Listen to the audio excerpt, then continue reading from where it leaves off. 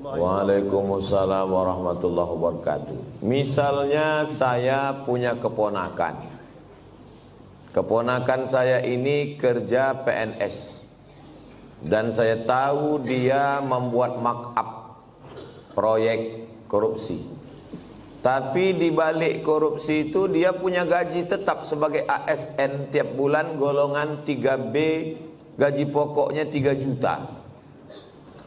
Tak mungkin menurut hitungan duit dia punya rumah besar, punya mobil. Tapi 3 juta itu tetap halal. Maka macam mana solusinya? Idza jitama'al halal wal haram faghullibal haram. Kalau bercampur antara yang halal dengan yang haram, yang menang itu yang halal apa yang haram? Yang haram yang menang. Ini ada air 1 tong. Dijilat oleh anjing. Lidah anjing itu mungkin setetes. Air nih 1 tong. Dibuang nih semua 1 tong ini. Fa'ahriku, kata Nabi, tumpahkan, dibasuh dengan 6 kali air suci biasa, tambah 1 air tanah. Jadi kalau berjumpa yang halal dengan yang haram, yang menang bukan yang halal, kecuali air yang lebih dari 2 kulah. Tapi yang menang adalah yang haram. Nah, macam mana saya mau datang ke rumah dia, mau minum teh, makan lontong sayur, ketupek gulai paku? Maka karena keponakan ini udah macam anak. Saya kasih tahu sama dia, kau jangan kau kerjakan yang haram ini, karena kau nanti masuk neraka jahanam. Hidup ini sementara, mati kau nanti tinggal rumah besar nih, tinggal semua. Tapi rupanya dia degil, dilawannya pula saya. Maka pas acara anaknya nikah diundangnya saya. Maka saya bilang, aku mau datang ke rumah kau kalau kau sediakan nasi bungkus yang kau beli dari gaji kau yang 3 juta. Kalau dari duit yang subhat yang haram itu kau sediakan, aku tak datang. Kalaupun aku datang tapi jangan kau tersinggung, aku tak makan nanti. Kata dia, datanglah Wak. Dia manggil saya Wak. Kalau Wak tak datang, bagus, tak berkurang nasi aku. Menjaga diri dari makan yang haram hukumnya wajib. Atib mata'amak, jaga makananmu, takun mustajabat dakwah, doamu akan dikabulkan Allah. Kulu, makanlah min thayyibat, yang halal, yang baik. Jangan makan dari yang haram. Kalau udah tahu orang riba, rentenir, lintah darat, jangan bertamu lagi ke rumahnya. Kalau diundangnya Pak Ustaz, datang, tapi jangan makan. Mana bisa? Bisa. Saya setiap diundang di bank konvensional, berapa bank konvensional di Pekanbaru nih ngundang saya, datang saya tausiah. Dikasihnya air putih, tak saya minum. Dikasihnya saya kue kotak, tak saya makan. Disuruhnya bawa balik, bawa ya Pak, saya bawa. Pas di lampu merah, saya kasih sama orang lampu merah. Dikasihnya duit, saya ambil. Kasih orang duit, saya ambil. Di rumah saya buatkan 1 kotak khusus, kotak duit haram. Bertumpuk duit-duit dari orang bank konvensional. Habis itu kata Syekh Yusuf Qardawi, bunga bank dalam fatwa mu'asirah tak boleh dimakan, dibagikan untuk masalih ammah, kepentingan umum. Apalagi ini udah dekat, tak lama lagi datang duit haram, datangan. Duit haram ini biasanya datang 5 tahun sekali. Serangan fajar namanya. Kira-kira nanti kalau datang itu jamaah An-Najah mengambil atau tidak?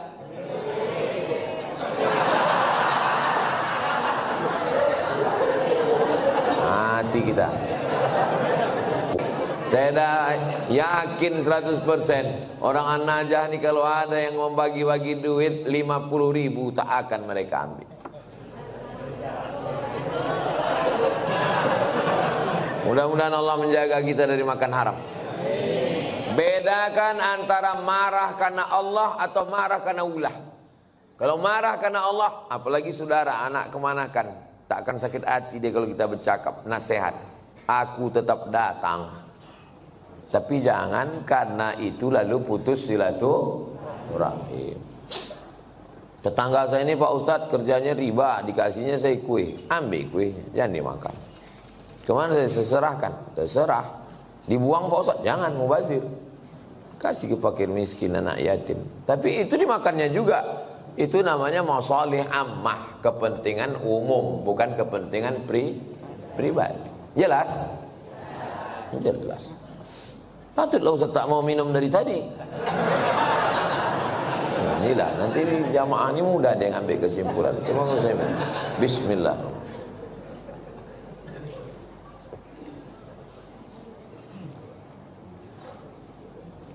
Saya dikasih tahu sama jamaah, Ustaz jangan sembarangan minum, nanti Ustaz kena racun. Tapi saya yakin di Masjid An-Najah ini tak ada yang meracun saya. Orang ini baik-baik. Awas kalau mati saya pulang dari sini. Ada ibu-ibu, nenek membawa cucu ke masjid, sedangkan cucunya itu meribut, dibiarkannya lari-lari, mengganggu konsentrasi kita sholat atau dengar ceramah. Saya balik ke Pekanbaru ini 2008, sekarang sudah 2025. Belum pernah sekalipun marah karena anak menjerit lari-lari, belum pernah sekalipun. Kenapa Ustaz tak pernah marah? Karena budak itulah nanti yang akan meramaikan masjid. Kalau kita marah ke budak-budak kecil, siapa yang akan sembahyang ke An-Najah ini nanti? Ada masjid itu kadang tak ada suara anak-anak, sepi, atuk-atuk semua. Patutlah tak ada ribut, batuk aja isinya. Cuman kadang kan tak semua emosinya bisa stabil macam Ustaz Somad. Makanya win-win solution, jalan tengah, macam yang dibuat di Masjid Agung An-Nur. Dulu Masjid Agung namanya, sekarang berubah Masjid Raya. Yang level provinsi Masjid Raya, yang level kabupaten kota Masjid Agung. Dulu Masjid Agung An-Nur itu, saya kan rutin jadwal di situ. Waktu tarawih, pulang saya tarawih, anak-anak saya tengok dibuat satu sop khusus di belakang. Heran saya, kenapa anak-anak ini tak meribut? Rupanya ada satu petugas pakai baju hijau, membawa rotan sebesar ini. Dia tak sholat, dia khusus mengawas. Pas saya jumpa, pas saya tengok gini, senyum dia. Ustaz, saya bilang, mau kau bantai anak-anak? Enggak Pak Ustaz, kalau saya pukul marahlah ayahnya. Jadi untuk nakut-nakuti aja. Bagus. Jadi nanti diangkat ada satu security khusus untuk anak-anak. Jangan anak diletakkan di celah. Letakkan celah. Pertama, anak ini memutus sop, kecuali anak saya. Anak saya tak memutus sop. Kenapa? Karena ujung senapan angin sudah dipotong. Karena di dalam itu ada najis. Yang kedua, kenapa anak ini diletak di samping? Anak ini belum mumayyiz. Macam mana cara membedakan udah mumayyiz sama belum? Kalau dia meribut, kita gini kan, itu udah mumayyiz. Tapi kalau dia meribut, kita gini kan, dibalasnya balik ke awak. Itu jangan dibawa. 4 tahun ke bawah tak bisa. Dibawalah budak umur 3 tahun, diletakkan di celah samping kita. Begitu kita takbiratul ihram, Allahu Akbar, dia pun berjalan, berlari. Di samping ini ada atu-atu yang kacamatanya di bawah.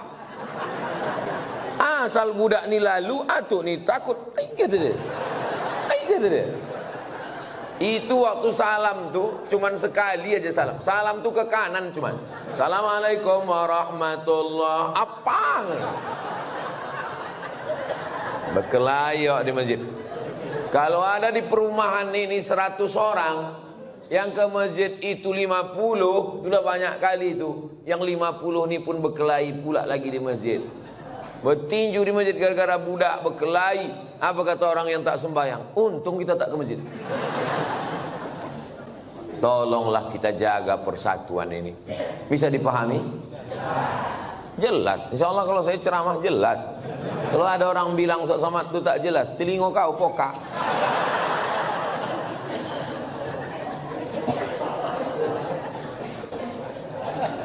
Bolehkah membaca Yasin di pemakaman Pak Ustaz?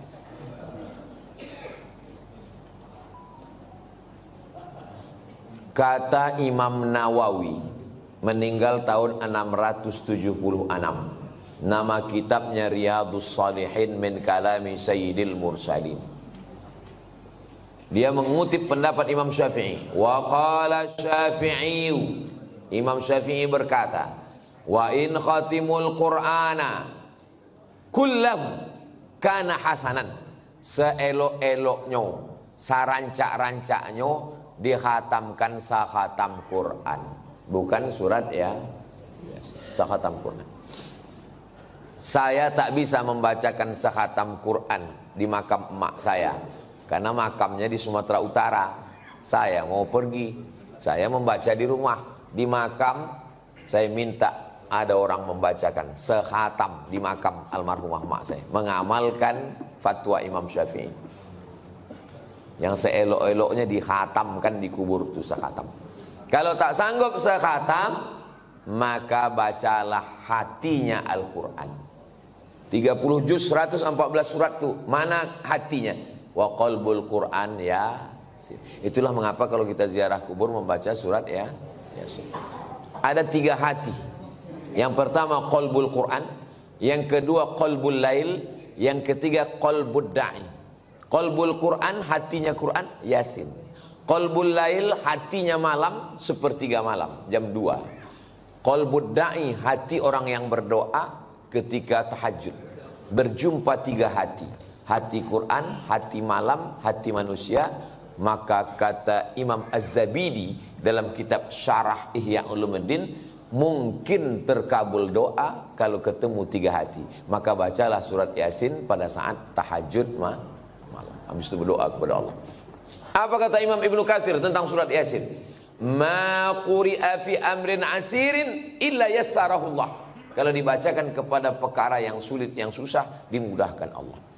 Maka kalau saya ziarah kubur, saya baca Yasin, Al-Fatihah, Qul huwallahu 3 kali, Al-Falaq sekali, An-Nas sekali, pangkal Al-Baqarah sampai wa ulaika humul muflihun, ayat kursi, ujung Al-Baqarah lillahi mafis 3 ayat, habis itu tahlil afdalul dzikri fa'lam annahu la ilaha illallah. Habis itu hadiahkan pahalanya. Ya Allah, sampaikanlah pahala bacaan nang ku baca iko kepada almarhumah amak, almarhum ayah, atuk nenek, muslimin muslimat yang ada di makam ini. Allah maghfir lahum warhamhum sampai habis. Itulah yang saya ajarkan ke anak saya, ke keponakan saya. Saya kalau balik ke kampung ziarah, saya bawa anak keponakan, saya baca, saya kasih tahu. Aku membawa kau ke omak ayahku. Nanti kalau aku mati, buat pula macam yang ku buat ini. Bawa anak bini kau ke kubur aku. Paham? Yo, kata dia. Begitulah yang kita baca dalam ulama-ulama Imam Nawawi. Kalau ada orang di Pekanbaru ini yang tak percaya bahwa bacaan itu sampai pada orang mati, saya tak bisa membuktikan. Karena ini perkara ghaibiat. Saya hanya bisa menyampaikan dalil-dalilnya. Saya tak percaya, kata dia. Ya macam mana membuktikannya? Maka kalau ada orang yang menantang saya, belum ada lagi. Saya tak percaya. Tolong nama kau lengkap sama nama ayah kau. Nanti kalau kau mati, ku kirim. Kalau tak sampai, cepat kasih kabar. Ini kan masalah gaib. Kalau masalah gaib ini yang ditengok adalah dalil. Ana Rizki, khirijin min Ma'had Nuril Hidayah Bengkalis. Sa'usallimukum ya Ustaz. Kaifa ra'yukum law nastamir ad-dirasah al-aliyah lakim lan najid ridha min walidina. Nama saya Rizki. Khirijin jamak, mufrad khirijun. Saya alumni dari Ma'had Nuril Hidayah Bengkalis. Sa'as'alukum, saya mau bertanya ke Ustaz. Kaifa ra'yukum law nastamir dirasa? Nuwasil ad-dirasa. Laisa nastamir, nuwasil ad-dirasa. Bagaimana pendapat Ustaz kalau kita mau melanjutkan ke perguruan tinggi, tapi orang tua tak setuju? Mau melanjutkan perguruan tinggi fil kharijid daulah, mau keluar negeri, tapi emak dia tak setuju. Saya ini adik beradik 2. Saya anak pertama, adik saya berdua cuman. Laki-laki dua-duanya. Tak banyak anak emak saya. Jadi waktu saya lulus mau ke Mesir, berat dia mau lepas saya. Aku anakku dua, tak ada anak betino. Semana nanti aku dah tua. Datang uak saya, abang mak saya, menasehati dia. Harimau mati meninggalkan belang, gajah mati meninggalkan gading, manusia mati meninggalkan hutang. Harimau mati meninggalkan belang, gajah mati meninggalkan gading, manusia mati meninggalkan nama. Kalau kau tahan somat ini di celah ketiak, beginilah cuman dia. Tapi kalau kau lepaskan diri belajar, jadi orang dia, mengajar dia, mengalir pahalanya sampai hari kiamat. Betul cakap uak saya itu. Sampai hari ini di mana aja saya tausiah, pahalanya mengalir ke makam almarhumah emak saya. Maka ibu-ibu yang sayang ke anak, bukan kalian siapkan anak dalam kelambu, bukan kalian suapi, lepaskan dia sejauh mata memandang. 4 tahun aku tak balik. Kenapa tak balik? Ongkos mahal. Sampai terpikir juga di kepala, jangan-jangan aku anak angkat, anak adopsi, balik. Sampai akhirnya 2017 saya daftar S3 ke Sudan. Waktu itu umur mak saya sudah 70 tahun. Saya suruh Muhammadiyah. Saya bilang, mak, saya mau mencoba dia, kuat tak dia? Mak sekarang umur 70, di rumah ini sendiri. Aku mau S3 ke Sudan. Nanti kalau S3 ini 2 tahun aku di Sudan tak balik-balik. Apa kata dia? Pergi kau ke Sudan sampai doktor baru kau balik. Kalau aku mati, matilah. Yang penting mengalir pahalanya. 70 tahun umur mak saya. Sampaikan video ini ke mak kau. Kalau tak mau juga dia nerima, tahu mak apa lah itu. Ibu kalau sayang sama anak, lepaskan dia sejauh mata mandang. Nanti dia akan balik pulang. Setelah saya punya anak, baru saya tanya, mak, berat rupanya berpisah sama anak. Oh iya. Macam mana mak dulu bisa berpisah sama aku 4 tahun? Asal udah dekat bulan puasa, air raya, ku carilah budak-budak yang hitam macam kau. Ku bolikan baju, ku undang ke rumah, ku kasih makan. Hilang rinduku ke kau. Begitu rupanya cara dia. Kadang-kadang sedang mencuci di dapur, ku dengar suara kau main bau. Oh mak, bukan tanggung melepaskan anak itu. Sedang mencuci, didengarnya suara saya itu memanggil. Jadi ibu, lepaskanlah anak sejauh mata-mata. Biarkan dia belajar jauh. Nanti dia akan balik berbakti kepada ibu, insya Allah. Disenangkannya hati ibu. Dan kalian yang kuliah juga cita-cita tak usah banyak-banyak. Cita-cita satu aja, untuk menyenangkan orang tua. Saya dulu tak tahu mau jadi apa. Tak terpikir saya akan tabligh akbar, tak ada. Yang saya fokus adalah aku mesti kuliah S1, S2, S3. Nanti kalau sudah dapat ku ijazah 3, ku bawa ijazah ni ke Malaysia. Aku mau jadi dosen. Sesudah aku dapat duit, akan ku senangkan oma ayahku. Itu cuma, tak banyak, tak lain. Maka tak pernah saya berdoa lebih. Karena semua yang dikasih Allah lebih dari yang saya minta. Saya minta cuma S1, S2, S3. Dikasihnya saya profesor. Saya cuma mau minta jadi dosen di Malaysia. Sekarang di mana aja saya bisa mengajar. Diminta di Universitas Sabah, diminta di Universitas Malaysia. Saya bilang, rektor, saya tak sanggup untuk mengajar per semester, saya mesti keliling. Saya datang 6 bulan sekali ya. 6 bulan sekali pun jadilah Pak Ustaz. Jadi setiap 6 bulan sekali saya datang kuliah. Bahagiakan orang tuamu. Lepaskan anakmu, wahai bapak ibu. Sejauh mata memandang, di hari petang dia akan pulang. Dia tahu di mana letak sarang. Mati kalian, mengalir amal jariahnya insya Allah. Walaupun nampaknya jawaban ini untuk mak ayah dia, tapi video ini ditonton oleh ayah-ayah, emak-emak yang akan melepas anak. Karena pulang kami dari sini nanti, kami akan melepas 50 anak Riau yang akan berangkat ke Al-Azhar Kairo, Mesir. Seminggu yang lalu saya di Makassar, melepas 50 anak Makassar yang akan berangkat ke Mesir. Orang tuanya saya nasihati, anak-anaknya juga saya nasihati, supaya orang tua melepas anak. Karena kalau kita tahan anak kita ini, siapa yang akan melanjutkan dakwah ini? Saya tak mau anak saya sekolah agama, nanti kurus macam Ustaz Somad. Saya ini kurus bukan tak makan. Kalau ada pejabat-pejabat itu dapat ikan yang paling mahal, namanya ikan Napoleon, 1 juta harga ikan. Ada bupati, ada kapolres, ada dandim, ada kepala dinas. Yang pertama kali menyuap ikan 1 juta itu siapa? Abdul Somad. Apa kata orang itu? Silakan Pak Ustaz. Dikasihlah ketam kepiting sebesar piring besar, disingkel. Bupati tak berani makan, tentara gagah dandim tak berani makan ketam.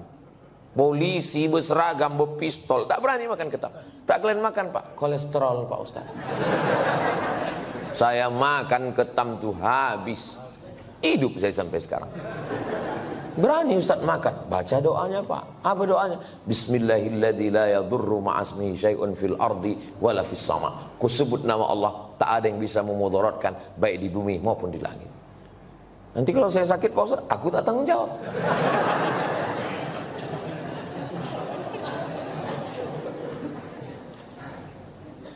Definisi mengganggu tetangga itu bagaimana Pak Ustaz? Apalagi kita di komplek perumahan. Mengganggu menurut syariat Islam, bukan mengganggu menurut perasaan. Kalau menurut perasaan, perasaan ini lain orang, lain kepala, lain orang, lain hatinya. Saya terganggu betul dengan tetangga saya ini Pak Ustaz. Kenapa kau terganggu? Bininya cantik kali. Cantik ciptaan Allah. Jadi yang maksud mengganggu itu adalah kalau bertentangan dengan syariat Islam. Saya terganggu dengan tetangga saya ini Pak Ustaz. Kenapa? Melihara anjing dia Pak Ustaz. Oh, dalam Islam melihara anjing hanya boleh untuk menjaga kebun dari pencuri. Tempat kita aman, rumah rapat, maka tak ada alasan. Maka kita lapor ke RT RW, musyawarah, dudukkan bersama. Kadang jamaah ini mau mengambil hukuman segera. Saya racun aja lah Pak Ustaz. Dipasang racun. Rupanya anjing itu tak makan. Dimakan kucing awak, mati kucing.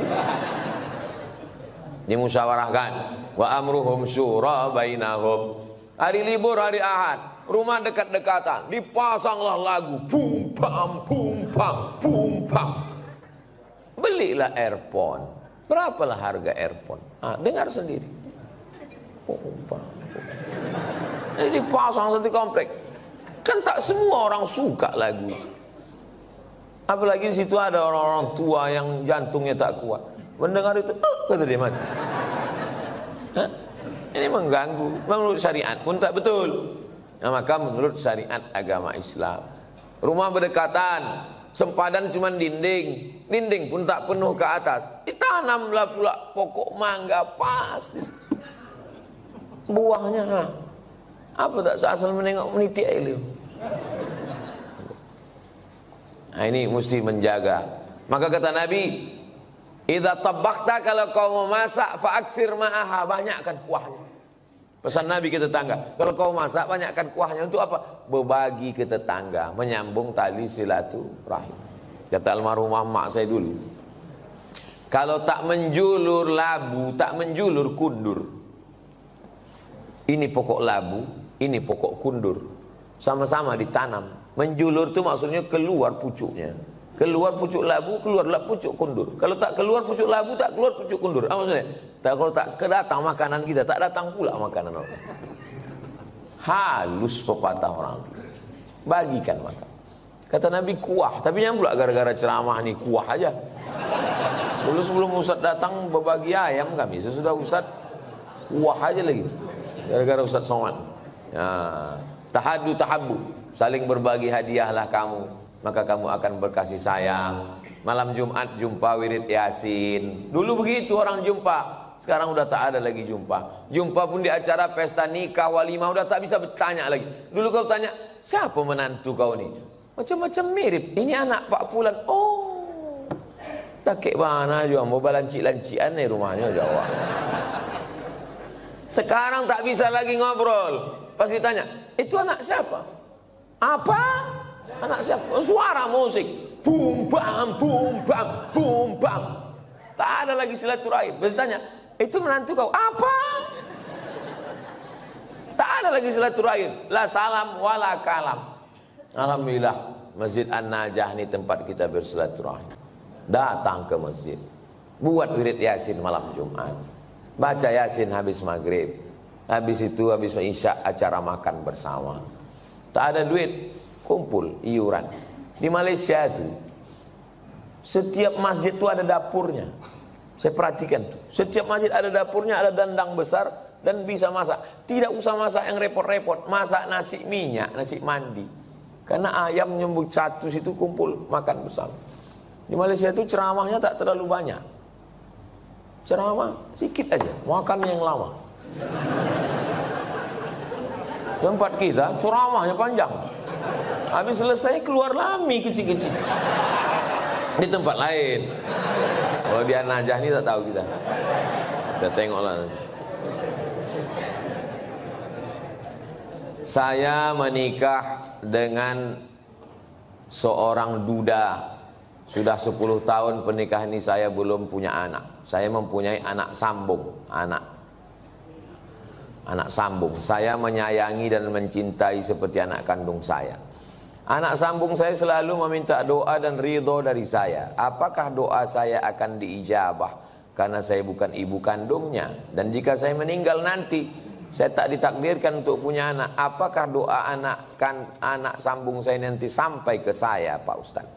Yang pertama, ibu sama anak kandung tuh sama anak sambung nih sampai mati tak bisa menikah.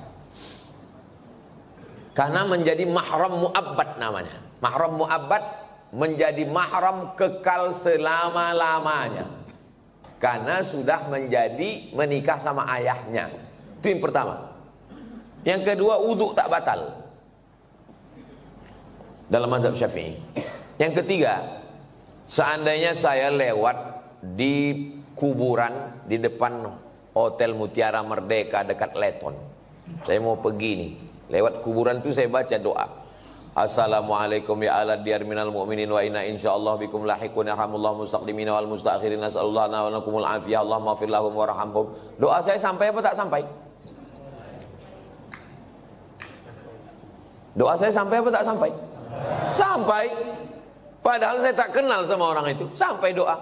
Apalagi anak sambung. Kenapa ragu doa tak sampai? Oh, jadi doa sampai Pak Ustaz. Sampai. Lalu apa makna dalam hadis itu? Waladun solihun. Maksudnya amal saya kepada orang mati itu sampai. Bukan tak sampai. Amal kita ini semua kepada orang mati sampai. Kalau tak sampai amal kita kepada orang mati, tak ada sholat jenazah. Sholat jenazah itu amal orang hidup apa orang mati? Orang hidup untuk orang mati. Jadi kalau ada orang mengatakan amal orang hidup tak sampai kepada orang mati, nanti pas dia mati jangan sembahyangkan. Bisik kan, kau dulu bilang tak sampai kan? Tak sampai kau. Amal orang hidup ini sampai ke orang mati. Terus Pak Ustadz itu katanya anak yang soleh. Masih fokus nih, masih fokus. Ini Abdul Somad. Abdul Somad ini kalau mati amalnya kan putus semua kan? Putus kan? Masih bisa dia ceramah? Putus. Masih bisa dia sholat sunnah Isra? Tapi ada 3 amalnya yang dulu tak putus. Yang pertama, shadaqatun jariyah. Disumbangkannya 2 sak semen ke Masjid An-Najah. Putus atau tak putus? Tak putus. Karena setiap hari orang sholat mengalir ke dia. Itu kan amal dia dulu. Yang kedua, ilmun yuntafa'u bih. Ceramah dia di Masjid An-Najah. Ceramahnya itu dulu atau sekarang? Dulu. Habis mati tetap mengalir, diamalkan oleh jamaah. Yang ketiga, anaknya. Anaknya itu kan amal dia itu. Yang ketiga inilah orang. Anaknya kok amal dia Pak Ustaz? Kalau bini itu cuma ditengok aja bisa dia hamil. Jelas? Tak jelas juga payah lah aku menjelaskan. Anak saya tuh amal saya. Amal saya. Jadi hadis itu bukan bercerita hanya doa anak saja yang sampai. Hadis itu mau menceritakan amal-amal dulu tetap mengalir sesudah salah satunya anak. Jadi yang tak punya anak atau meninggal jomblo, tak usah takut, kami mendoakan. Ini Ustadz ini emosi, tidak emosi. Memang begitu dia kalau menjelang sarapan itu memang begitu.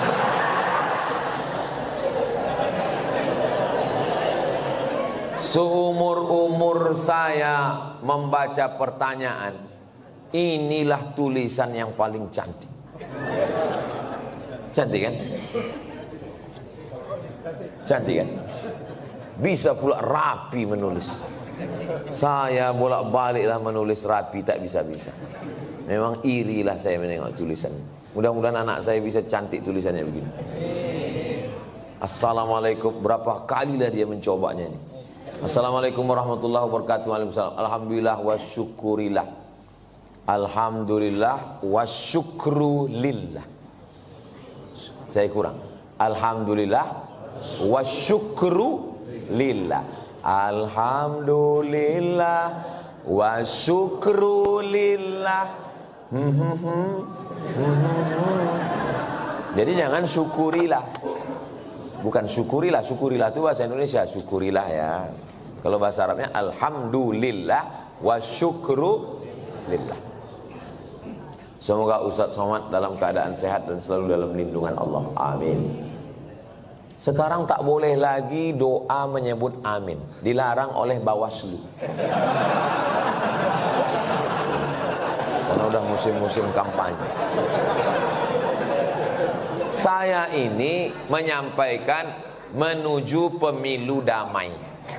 Ini penting bagi Bapak Babinsa dan Babin Kamtipmas untuk menjaga ketertiban. Jadi nanti jangan heran kalau udah 100 hari menjelang pemilu, ghairil maghdubi alaihim waladdallin.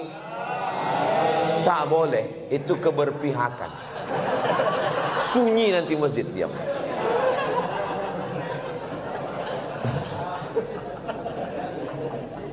Saya mau bertanya Pak Ustadz, kiat-kiat agar ikhlas menerima ketetapan takdir Allah dan tetap berprasangka baik kepada Allah. Mohon doanya Ustadz untuk seluruh istri pejuang garis 2. Pejuang garis 2 itu maksudnya yang belum hamil. Kalau udah dipakainya tes spek itu kan 2. Ini penjelasan bagi yang belum berbini. Yang udah berbini pun tak paham juga. Bagaimana cara kita biar supaya rela menerima takdir Allah? Saya kalau datang bertamu ke rumah jamaah, Assalamualaikum Pak. Waalaikumsalam. Ustadz Somad, tolong doakan mak saya Pak Ustadz. Maknya di mana Pak? Maknya di dapur. Duduklah mak itu di kursi. Berapa umur mak? 80. Belum bisa saya menerima. Karena mak saya meninggal umur 70. Dalam hati saya tetap, kok hidup mak dia, kok mati mak aku? Kok tak sempat makku ku bawa jalan-jalan ke Brunei, ke Malaysia? Kok tak sempat ku senangkan dia? Tak bisa hati saya menerima. Macam mana saya mau menceramahi jamaah? Marilah kita sabar menerima takdir Allah. Saya aja tak sabar. Tapi cara Allah menghibur saya. Habis saya tausiah datang ibu-ibu. Ustadz, tolong doakan keponakan saya. Keponakan ibu ini kenapa? Ayahnya meninggal, emaknya meninggal, dia hidup sebatang kara. Anak SD kelas 2. Oh, aku sempat aku serumah 11 tahun sama emakku. Dari 2008 ke 2019. Ini budak nih kelas 2 SD sebatang kara. Ternyata yang membuat kita bisa sabar itu adalah ketika membandingkan dengan orang lain. Begitu cara Allah mengajar saya. Ayat tak mempan, hadis tak mempan. Kenapa tak? Saya yang berceramah, saya yang nyuruh orang sabar. Tak bisa saya terima. Tapi begitu dijumpakan Allah, oh rupanya. Maka diantaranya yang membuat kita kuat ini adalah dengan memperbanyak bercerita dengan orang. Kita ini kalau banyak bercerita ngobrol dengan orang, itu menyadari betapa besarnya nikmat Allah kepada kita. Aku pula bisa begini-begini, kawan ini tak sempat berbakti, jumpa pun tak sempat. Yang kedua, bagaimana caranya? Caranya adalah menguatkan dalam hati bahwa innallaha katabal maqadir, Allah sudah menuliskan takdir 50 alfasana, 50.000 tahun qabla an yakhluqas samawati wal ard. Sebelum Allah menciptakan langit dan bumi, Allah sudah menuliskan takdirku 50.000 tahun sebelum Allah menciptakan langit dan sengaja dihunjamkan terus ke kepala. Abdul Somad, Allah sudah menuliskan 50.000 tahun sebelum menciptakan langit dan bumi bahwa kau sama emak kau itu cuma sampai 2019. Lebih dari itu bukan kuasa kau. Asal terlintas itu terus. Otak itu dihunjamkan dengan hadis itu. Yang ketiga, membuat sesuatu yang terus mengalir. Sedekah untuk santri, untuk Palestina. Asal teringat, baca Al-Fatihah. Teringat macam-macam, baca Al-Fatihah. Malam Jumat, baca Al-Kahfi, baca Yasin. Hadiahkan pahalanya. Undang anak yatim, fakir, miskin. 3 itulah cara untuk mengurangi beban hati kita. Allah berjanji kalau kita beribadah, falyabudu rabb hadzal bait, banyak-banyak beribadah. Allah cuma minta kita satu ibadah. Balasannya Allah kasih 2. At'amahum min ju' wa amanahum min khauf. Kalau kau lapar, Allah kasih kau makan. Kalau kau risau, amanahum, Allah beri kau aman, tenang. Syaratnya banyak ibadah, perbanyak ibadah. Pagi sholat isyraq, sholat duha, malam bangun mandi, sholat sunat wudu, sholat sunat taubat, sholat sunat tahajud, sholat sunat hajat, zikir, banyak bertasbih. Zikir 3 pilihan, zikir banyak, zikir pilihan 3. Pertama istighfar, yang kedua sholawat, yang ketiga afdalul zikri fa'lam annahu la ilaha illallah. Astaghfirullahalazim, astaghfirullahalazim, astaghfirullahalazim. Kalau tuan membeli peniti, jangan ditusukkan ke sayur kubis. Kalau mik sudah mati, tandanya waktu sudah habis.